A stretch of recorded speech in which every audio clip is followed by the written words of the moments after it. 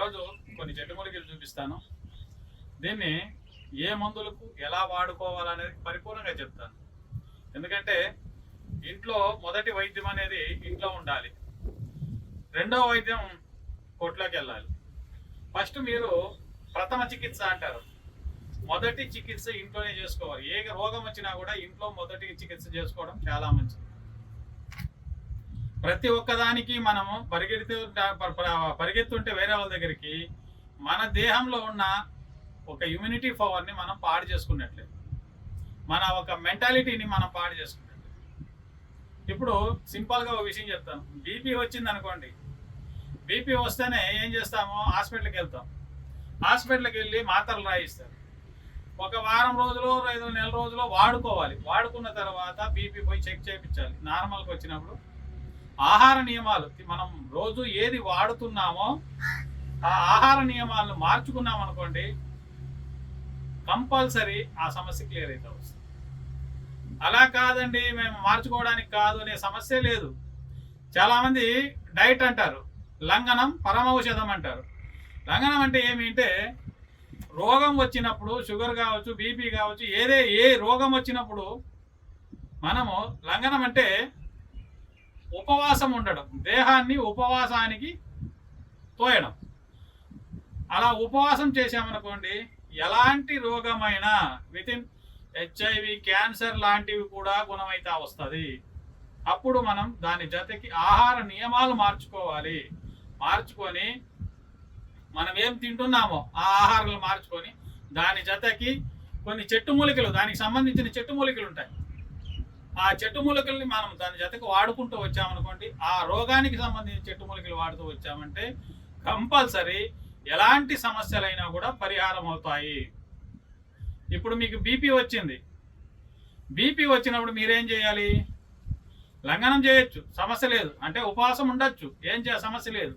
దాని జతకి మనము తినవలసిన ఆహార పదార్థాలు ఏది అనేది కన్ఫర్మ్ చేసుకోండి. ఫస్ట్ ఏ పదార్థాలు తింటే దాంట్లో బీపీ తగ్గుతుంది చేసుకోండి.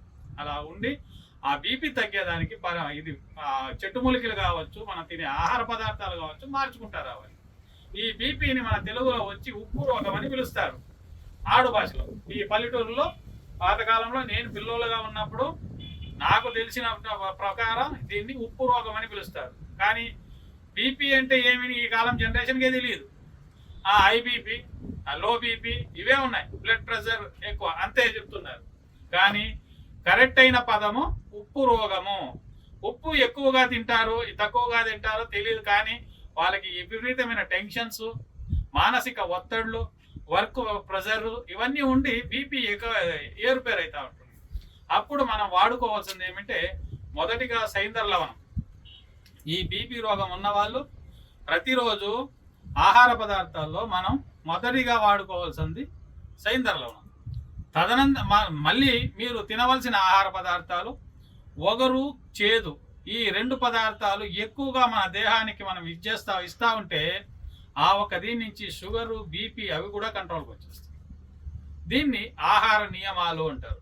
ఇలా మార్చుకొని మనం ఆహారాన్ని వేరుగా మనం ఏం తింటున్నామో ఆ ఆహారాన్ని వదిలేసి కాస్త మార్పిడి జరిగిందనుకోండి, ఆ రోగం తగ్గిపోతుంది. దాని జతకి వారంలో 2 రోజులు 3 రోజులు మనము ఉపవాసం ఉండాలి. ఉపవాసం ఉండి ఆ రోగాన్ని మనం పరిపూర్ణంగా దేహం నుంచి తోసేయాలి. అలా తోస్తూ వస్తే ఎలాంటి సమస్యలైనా పరిష్కారం అవుతాయి. కూరగాయలు, పళ్ళు వాడుకోండి.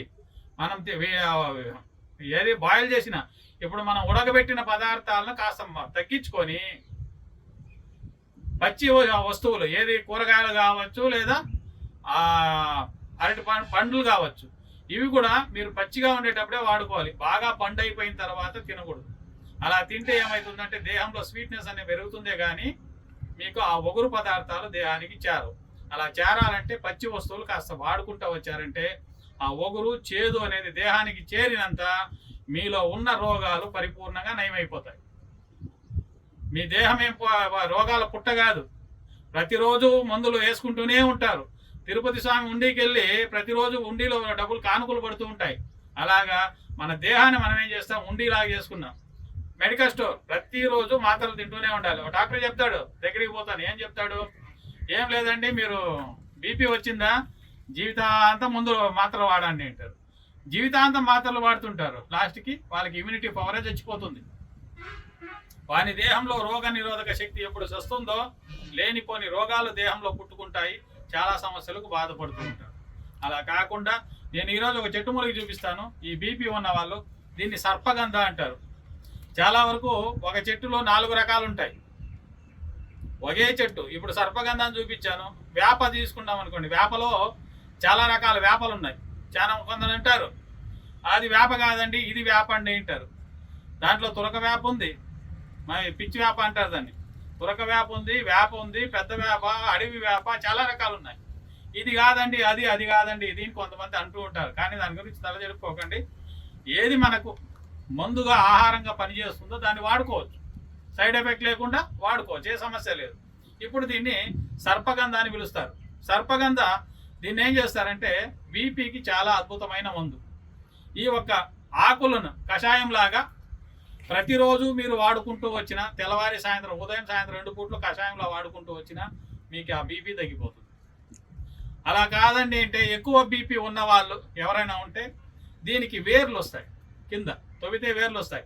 సైడ్లో వెళ్ళిన వేర్లు మాత్రమే తెంచుకోండి, కాస్త చెట్టు పాడు చేయకుండా తెచ్చుకొని దాన్ని నీడలో ఎండబెట్టి చూర్ణం చేసుకొని ప్రతిరోజు వాడుతూ వచ్చారనుకోండి, ఆ కంపల్సరీ మీకున్న ఆ బీపీ అనేది తగ్గుతూ వస్తుంది. దాని జతకి ఆహార పదార్థాలు చెప్పాను కదా, ఆ ఆహార పదార్థాలను కూడా నియమం తప్పకుండా మార్చుకుంటూ వచ్చారనుకోండి, వాడుకుంటూ వస్తే ఆ సమస్య క్లియర్ అవుతా వస్తుంది. అకస్మాత్ మా నుంచి కాదండి దొరకలేదు ఎవరైనా అంటే కింద వస్తున్న నెంబర్ కాల్ చేశారనుకోండి, ఈ బీపీకి, షుగర్కి, ఈ నరాల వీక్నెస్కి సంబంధించిన మందులు మా దగ్గర దొరుకుతూ ఉంటాయి. కావాలంటే కొరియర్ ద్వారా మందులు పంపిస్తాము, వాడండి. మీకున్న ఆ సమస్యలను పరిష్కారం చేసుకోవాల్సిందిగా తెలియజేస్తూ ఈ వీడియో ముగిస్తున్నాను. నమస్కారం.